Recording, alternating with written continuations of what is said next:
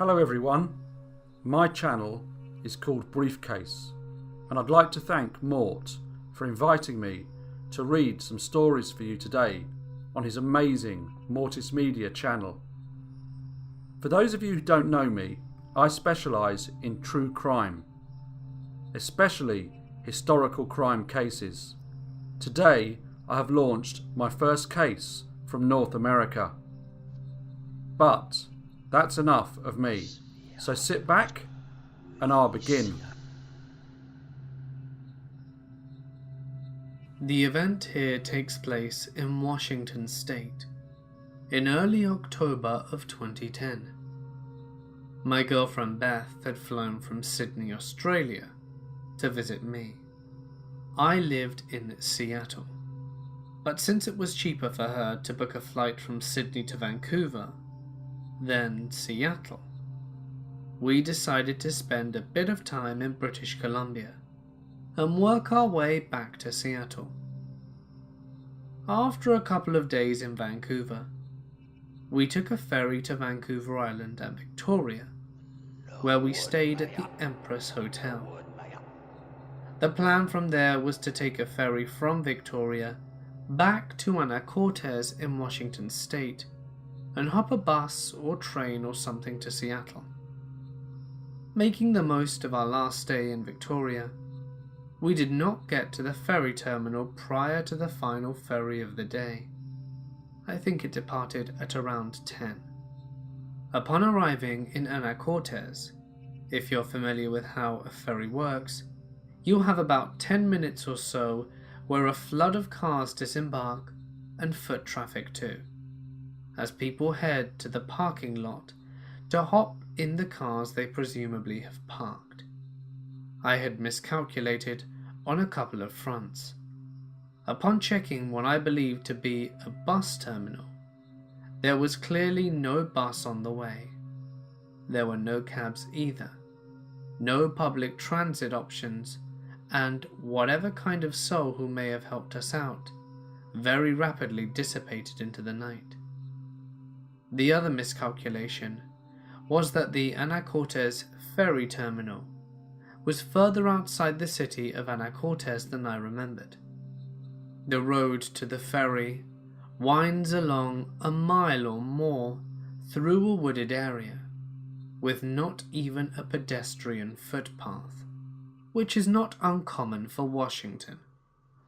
To make matters worse, it was raining, as is typical of that time of year. We were stranded, luggage in tow and all. Welcome to the US, Beth. As the ferry traffic vanished, and we began to wonder what the hell we were going to do, we were approached by a man with a smile on his face, not in the least bit concerned himself about also appearing to be stranded. I recall him as being a bit bigger than me, both in height and weight, probably in his 40s, wearing glasses, a raincoat, and a wide-brimmed hat, which he doffed in greeting. At least one of us was dressed appropriately for the weather. He shook my hand, and we got to talking about the predicament we were in, to which he explained that he was waiting for his mum and sister to come and collect him. They were driving from Bellingham to get him. He said he could offer us a ride once they came, to which I declined, saying we were going the other way, to Seattle, not Bellingham. We continued making small talk, and he offered again. "Are you sure you don't want a ride? They should be here soon." But I stuck to declining it, because it just didn't seem convenient for anyone. At this point, I was resigned to just finding a hotel room in Anacortes for the night. Eventually, Beth, who was starting to walk up the road away from the ferry terminal, motions to me, "Mike, let's go." But there is a pleading urgency to her voice and her face. I say okay, and bid this stranger farewell, and we start walking up the road into the dark and rain, luggage in tow. To my surprise, I find that Beth is alarmed by the meeting we just had, pointing out to me that the man had not been on the ferry. He was already standing around at the terminal when everyone got off the boat. She also pointed out that he had never removed his right hand from his coat pocket. He doffed his hat, he shook my hand, and he never took his hand out the pocket. I honestly didn't notice. She, of course, was having visions of me shot in the woods, and Lord knows only what for her. So we trekked up the road and eventually found an inn. But apparently there was some sort of convention in Anacortes that weekend, and every room in town was booked solid. So we called a cab to take us to a nearby town where we could get a hotel room. But in our time walking up the road and waiting for the cab, we never did see a car with what would have been this guy's mum and sister drive to the ferry. We didn't see any cars at all. In the years since, Beth is now my wife, and we do joke that this was our close encounter with a serial killer. Half joking, of course, but also half wondering when news might come to light of something horrible along the northern coast of Puget Sound. I grew up living with my mother and sister. A fairly normal childhood, living in a small town in the UK. I never knew my dad. All I knew, from what my mother told me, was that he was a bad man. I first met him when I was around 10. It was all confusing. I don't really remember everything, but I think that they had started seeing each other again. They saw each other on and off for a few months, and then he would disappear. This carried on throughout my teens, up until I was around 15 years old. He started to get quite aggressive, and my mum refused to see him. My mother never told me when I was younger, but he used to beat her to an inch of her life when she was pregnant with me. One afternoon, he came to the door. My mum wouldn't let him in, so he tried to break the door down, shouting that he was going to burn the house down and kill us all. I saw him at the front of the house with his hands to his neck, mimicking slitting our throats. That day he got arrested because my mum got a restraining order against him. That was the last time we had heard from him until 3 years ago. I got a postcard through the post with nothing but my name on it and a phone number. I instantly recognised his messy handwriting. I thought it was odd, after about 5 years of no contact, suddenly getting a postcard from him, but I obviously ignored it. In July 2013, my mother found the police at our door. They came with some news that was shocking, but also not at all shocking. I'll start from the beginning. My grandmother went to visit my father. She is often travelling around, and it wasn't unusual not to hear from her for some weeks. But when she hadn't been heard of in 3 months, the family began to worry. The last person who had seen or heard from her was my dad. This all happened around the time I received the postcard. Her going missing had coincided with the discovery of a body around half a mile from where she was last seen. A relative identified her from a digital reconstruction of her skull, which was a striking resemblance of her. My dad was the number one suspect at this point. He was arrested on suspicion of murder and later charged. The police took statements, told us they had found evidence and they knew it was him. He denied it all. We were following the case, which was when the grisly details started coming out. They had had an argument, and he ended up killing her, dismembering and then burying her in a shallow grave. They said she may have been alive when he dismembered her. Strangely enough, his family were on his side and said he was innocent. He later came clean about the whole thing. He said he thought she was a reptile in a human skin and that he wanted to cut her open to see the reptile. He has been held in a secure psychiatric facility but is currently in prison. He has been assessed by multiple psychiatrists who said he has paranoid schizophrenia. He was sentenced to 9 years in prison for manslaughter, not murder. I find it absolutely appalling. He has served 3 years already, so will be out in 6 years. Someone who has killed his own mother in cold blood and has made death threats to his own daughter will be out of prison so soon, and it absolutely terrifies me what could possibly happen if he ever finds me or my family. I'm confused about the postcard he sent me around the time he killed her. I don't understand how the justice system could mess up so much and let a potentially dangerous person out of prison so soon. When I was 12, a couple of months from 13, I was diagnosed with early onset bipolar disorder. I was really struggling around that time, and that was also around the time that I started middle school. I live in a rather sketchy part of my city. It has a nicer, wealthier part, but we also have quite a bit of gang activity and stuff. My family has always been lower middle class, and therefore I attended a pretty bad school. To keep it short, lots of gang activity, sketchy transactions in the bathrooms and behind the building were oftentimes overlooked. Homeless people hiding out in the woods behind the building, an embezzling principal at one point, etc.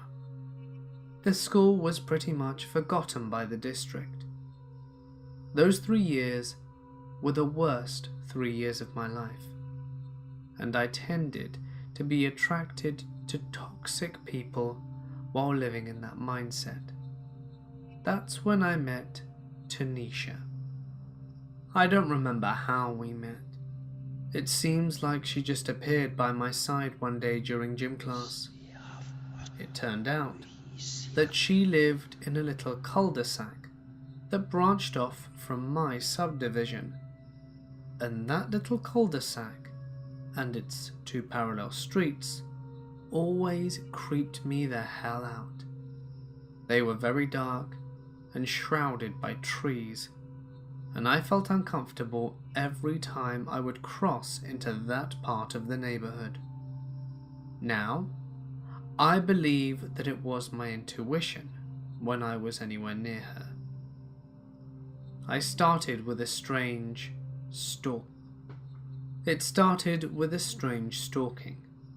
I'd get home from school and she'd be at my mailbox. I'd come home from an errand and she'd call the house as soon as we pulled into the driveway. From day one, I immediately felt uncomfortable when around her. So why did I continue to go around her? I didn't. I never told her to leave me alone, no. But I didn't initiate or welcome it either. Again, I was 13 and depressed out of my mind. I wanted to be around someone. We would take walks sometimes, and sometimes it would turn into a casual offer to go hang out at her place. Every time I would get near her house, standing in the road, facing it, for instance, I would immediately feel sick to my stomach and have this overwhelming feeling of dread. I always followed my instincts. Casual offers turned into begging. The house appeared to be really well maintained and landscaped, but she always told me about how her mother was an alcoholic and didn't take care of her and her little brother, and how she, Tanisha, would sell herself on one of the main city roads in this street. All of this could very well have been true, sure, but it just didn't feel right. It felt like she was making up stories for attention. There's a rather large reservoir near my subdivision, and during 7th grade, before turning 14, a young girl went missing. A week later, she showed up in the reservoir. Over 6 months or so from what I remember, Tanisha would disappear for 3 or 4 days every once in a while during these periods. A kid would go missing and end up in the reservoir. I feel like it wasn't much of a pattern then, or else the authorities would have picked up on it. But on the other hand, this type of attendance wasn't at all uncommon at my school. No one really cared, to be honest. I don't know. During the first week of November, I remember because it was my birthday, she knocked on my window very early in the morning, at around 3 a.m, if I remember correctly. She said that she had a birthday present waiting for me at her house, and wanted me to come with her to get it. It was too big for her to carry all the way to my house, she said. She sounded desperate, almost frantic. I told her no, and when she asked why, I told her that we had an alarm system and that my mother would wake up if I disarmed it. She started crying and begging for me to come with her. She wasn't at school the following day, and 2 or 3 days later, another kid shows up in the reservoir. There are gaps in my memory from those 3 years, partially because I was so terribly unhappy. I'm sure, along with beginning to work things out with my doctor, so I'm not quite sure what happened after that.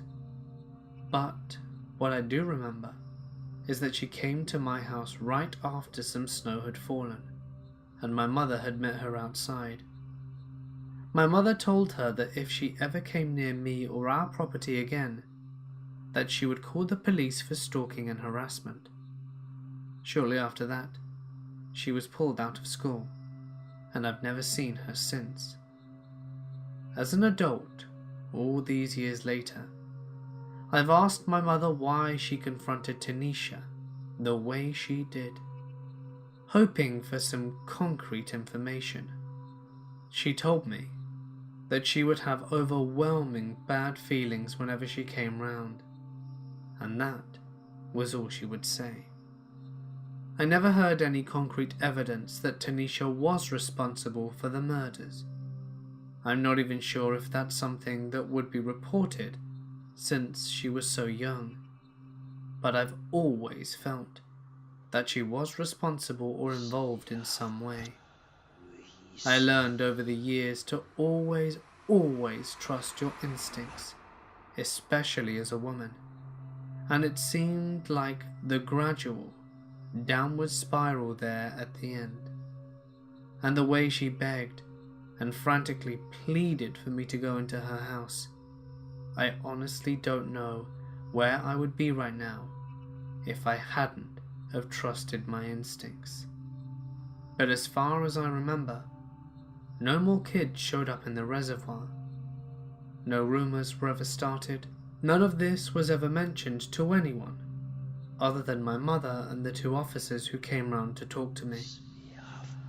I especially said numerous times that all of this was a hunch and based on instincts. There weren't any accusations. There weren't any rumors. If she was depressed and or lonely, fine. If not, fine. I'm simply talking about an experience I lived through. I know someone who bought a house that was 99% sure it was a murder house. She bought the house for way under the market value in an upscale neighbourhood because she knew it would be a fixer-upper. But even factoring in that, the house was still priced under value. The house was owned by a single old man, and he insisted on giving her a private tour of the home before he moved out. He had carpet on all the walls, and even the bathroom was carpeted. And there were locks on the outside of interior doors. He also had doors that had a cutout in the middle, with a metal grate over it, so like a cage. He had a room that was dedicated to frogs, painted green, and full of frog figurines. After she moved in, she found a man's name written on the wall in the basement, along with some tally marks. Her telling me about all of this gave me goosebumps. When she did some research a while later, she found out it was a guy who was murdered, and the suspect was still at large. This isn't my own encounter, but my mother's experience from when she was around 19 to 21 years old. Background: she lived alone in a small unit in Richmond, Melbourne, and worked night shifts at a restaurant. Because she worked nights, she would sleep during the day and wake up at around 2 to 3 p.m.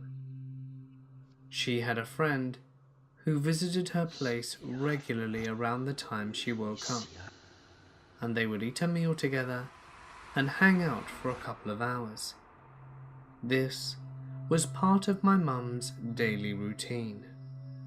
One night, my mum was in the laundromat alone, and she noticed a smallish young European or Middle Eastern macho-looking man unloading a washing machine full of baby clothes, like a huge amount. To my mum, the whole scene looked out of place. The guy didn't seem right.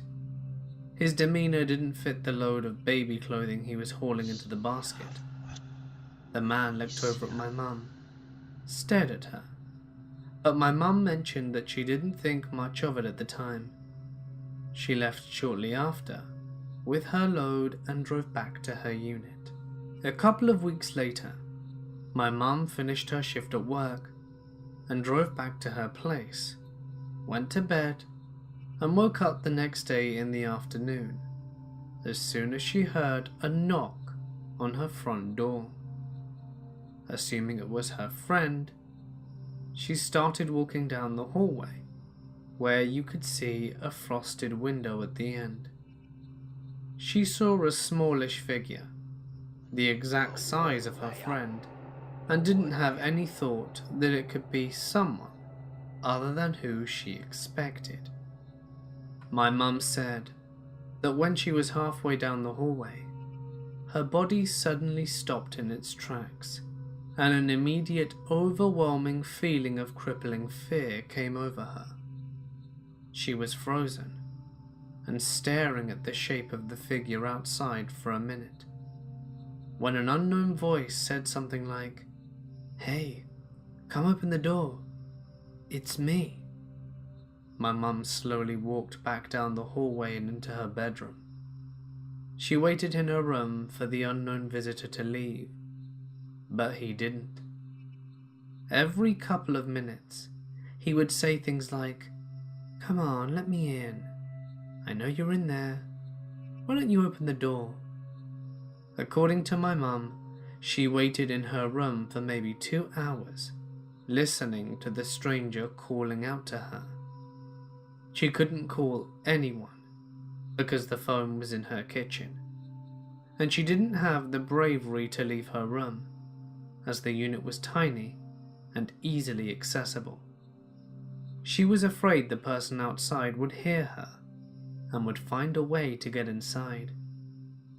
She mentioned that after waiting for so long, she couldn't handle the cold temperature of her room, and she was barely wearing anything.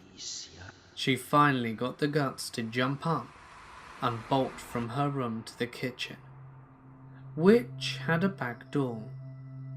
She ran out the back door and down the street behind her unit.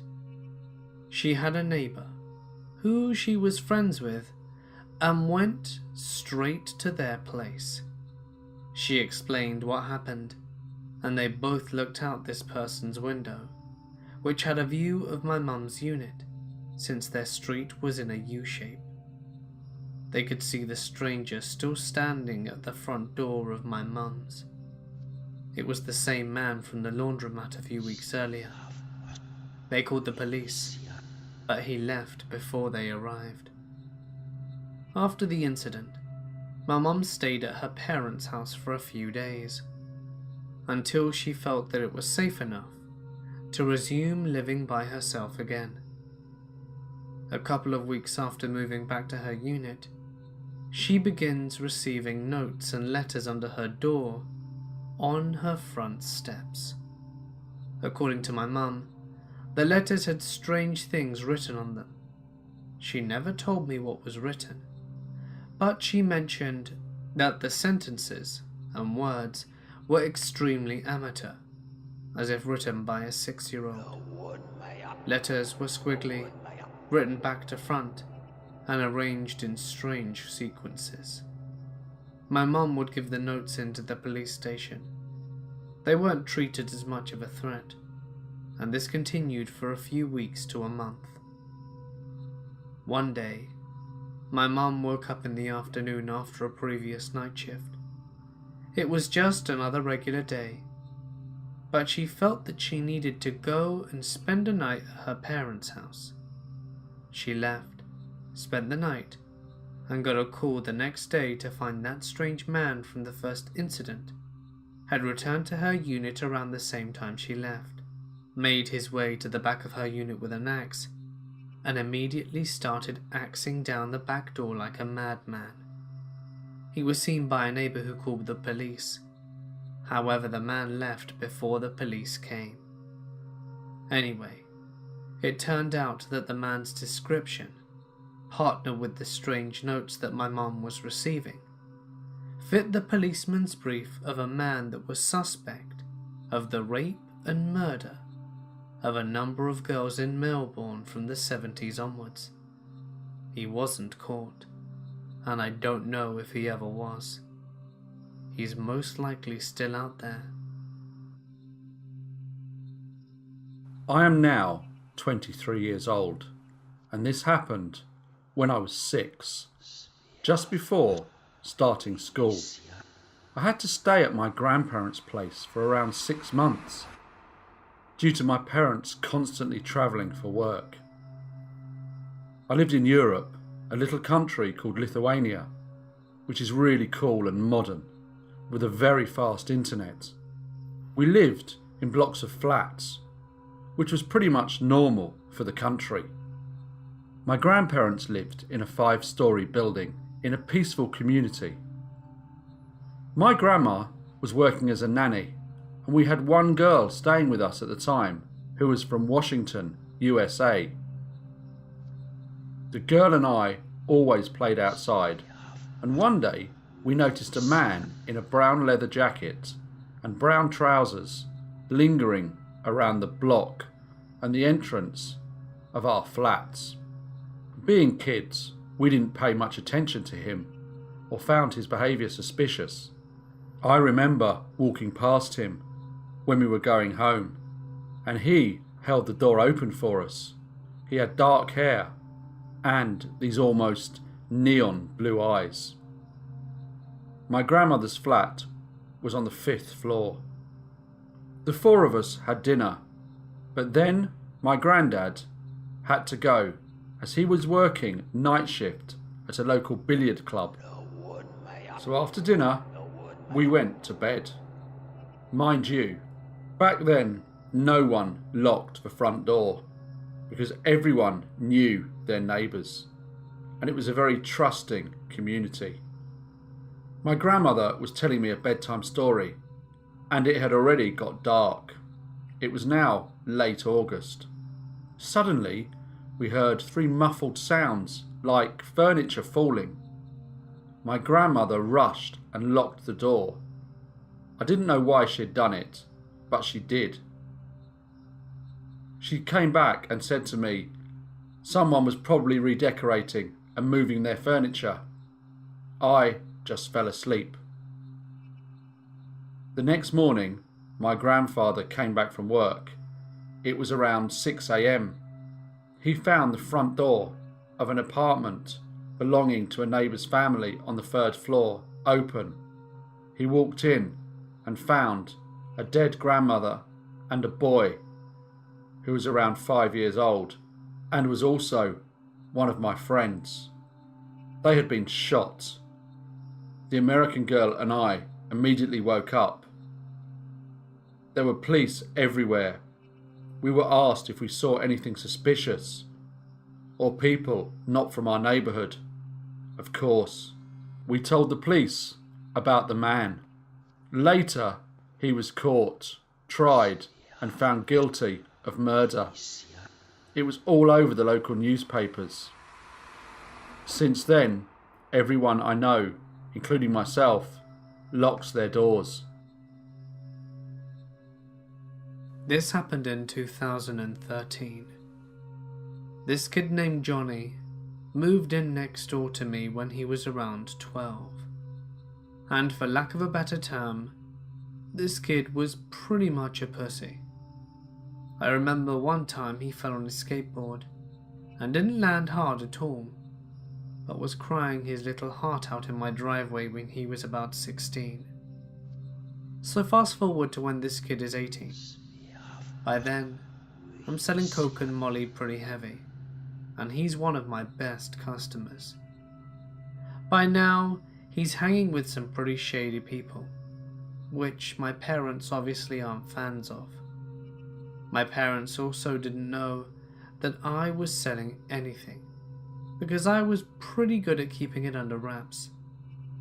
Johnny was clearly a follower. He went from the skater/emo type to some wannabe thug, which he just wasn't built for.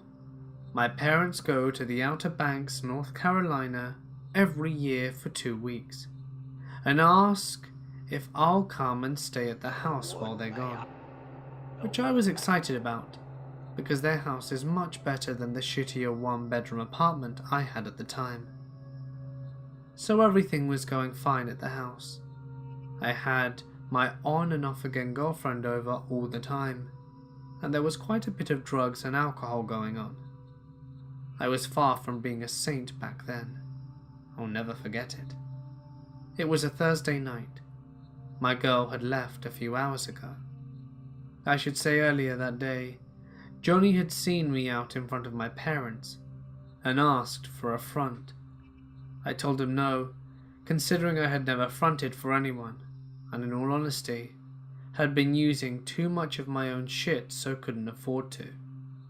He didn't like that very much, and we got into an argument, and I pretty much punked him in front of his little friends. So by now it's 2 a.m, and obviously I'm not remotely tired because of the coke and molly. I'm sitting in the dark, watching Netflix, in this den-style living room my parents had downstairs, which has a window going outside which I had open. I had paused the TV and was on my phone texting and on Facebook, when I heard something. It was the screen of my window slowly being slid up. I know the sound. I had snuck in and out of this house numerous times growing up. So I slowly get up and watch the window. I clearly see the screen moving very slowly through the curtains. So I walk up to the window. As soon as I move the curtain, at least 3 or 4 people scatter. I run out front, but they are all booking it down the street. I knew it was that Johnny kid and his friends. I didn't see them, but I knew it was those shitheads. I didn't call the cops or anything, because I wasn't exactly living on the right side of the law. So I just go back in and lock everything up, and the rest of the week goes smoothly. I never told my parents about it, and I also never saw Johnny again. I called him a few times, but he never answered. I even offered to front him, which was bullshit. I just wanted to see him. but he didn't reply, which was all the more reason to know it was him, and he knew that I knew. So a month goes by, and I'm watching the news, and Johnny is on it for murder, which blows my mind. Him and 3 of his friends went out of town and broke into some old couple's home, beat them, tied them up, and stabbed them. Then they burnt the house down after robbing it. They all ended up telling on each other, and he got sentenced to 35 years for testifying against his co-defendants. Makes me wonder, if I was asleep when they got in, what would have happened? There is a link to the news story in the description, in case anyone else is curious. I have never spoken about this, but once I witnessed a murder. This happened back in 2008 in Tijuana, Mexico, my hometown. This is what I recall. It was late, after a really long day at college. It was about 10 p.m. and we were at a red light on an intersection aboard a taxi. The taxi was shared with other people. I was about 5 minutes from my home. I was just there watching the lives of other people on the street, waiting for the green light. And there was this taco stand just right of our taxi, roughly 20 meters apart, and this guy working there, just cleaning, preparing the food, waiting for some customers. Not a moment later, we witnessed a car arrive. 2 guys got out and started ordering tacos. Suddenly, this navy Ford Focus ignored the light and crossed right in front of us. I barely remember the plates, but I was 100% sure they were from California, probably a stolen vehicle. They stopped right in front of the taco stand. 2 guys exited the vehicle and they started shooting the 2 guys that had just arrived seconds ago. It was insane. I clearly remember the gunshots, the smell, the vapour coming from the bodies as they slowly fell as lifeless husks to the floor. The taxi driver obviously floored it, and we accelerated, but we still heard the roar of machine gun rounds. They were making sure their victims were dead. The worst part is that the taco chef was also killed in the whole mess. I guess it goes to show how dangerous a situation can be when drug dealers are involved. This story doesn't involve me, but it happened while I was in the house, and so it would have involved me were it not for our family dog, Sammy. In the early 80s, Columbus was at the mercy of a man who was known as the Grandview Rapist. When he was caught, he was connected to over 60 rapes and was the suspect in at least 40 more. One of the ways he suspected of getting into homes was by posing as a gas reader. He would target women who were alone with young children, enter the house, then threaten to kill the children if the woman did not cooperate. I don't know how things worked everywhere, but here in Columbus in the 80s anyway, letting a gas reader into your house was a normal thing. A lot of meters were in the basement. It was the kind of thing you didn't even think about, like banking or garbage pickup.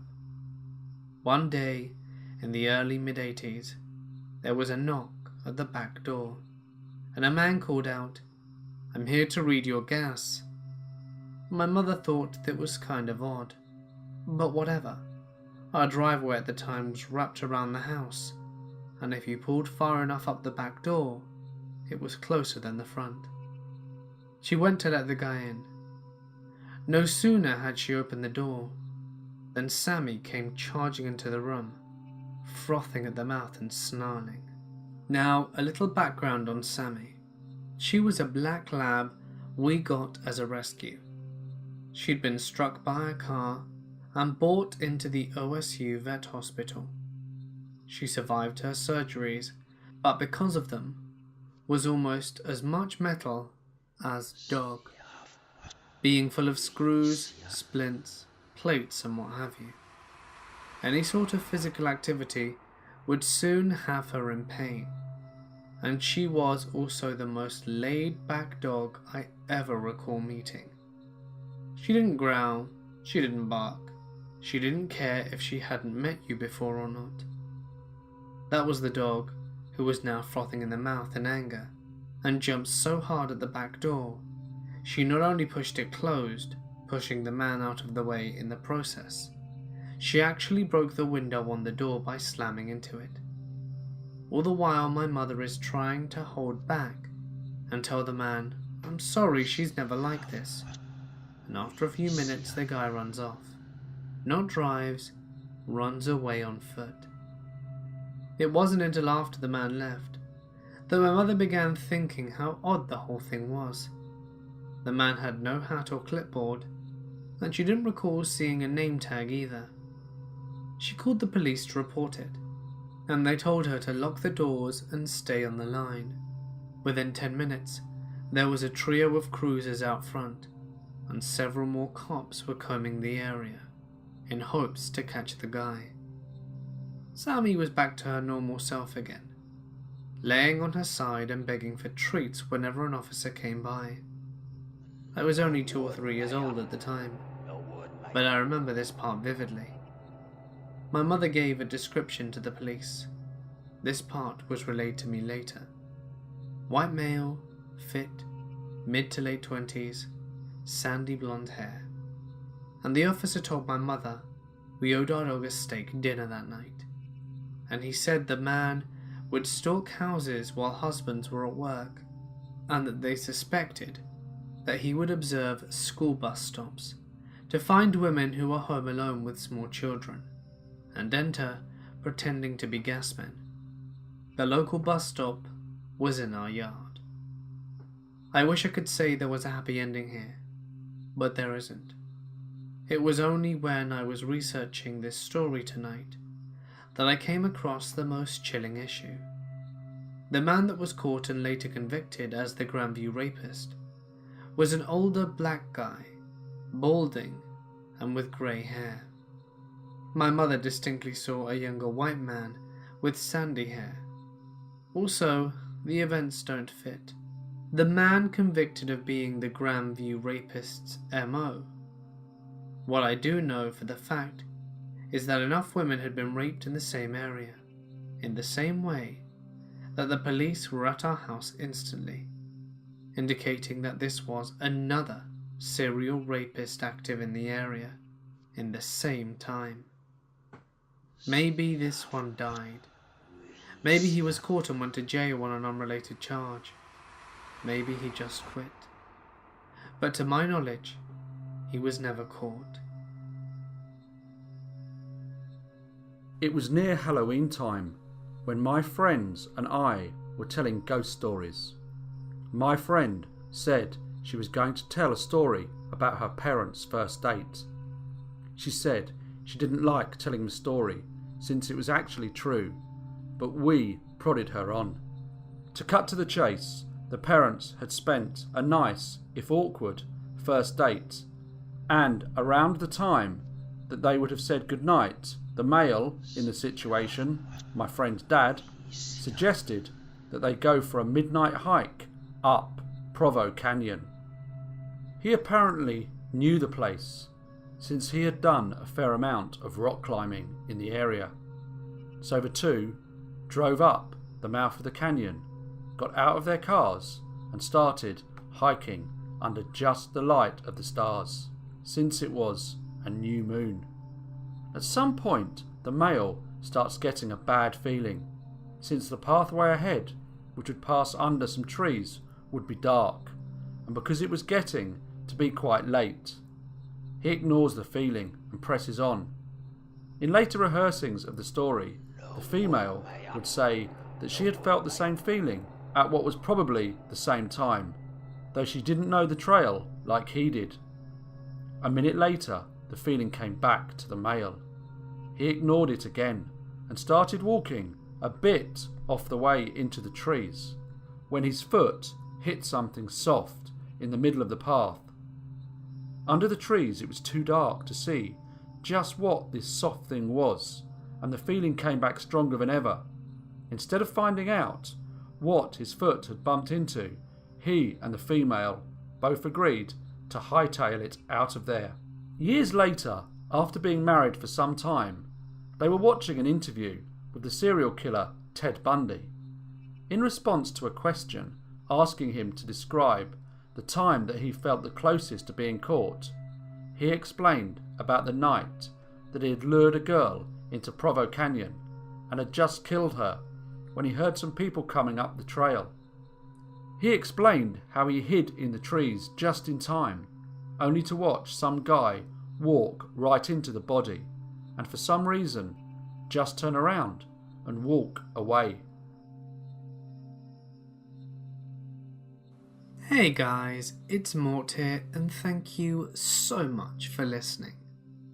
I would like to give a huge thank you to my good friend Briefcase for helping me narrate this video. As he mentioned at the start, he is a very interesting and up-and-coming YouTube channel, focusing mostly on crimes. I absolutely love his channel, if you weren't aware of that before. And I'd appreciate it if you go and check out the video on screen. It's a really awesome piece of work. I really enjoy it. It's about America's first killer. I didn't know, but it was really good. So be sure to check it out when you're done here. I'll leave a link on screen now and in the description. But anyway, for now guys, I'm going to sign off. Stay awesome, and I'll see you in the next one.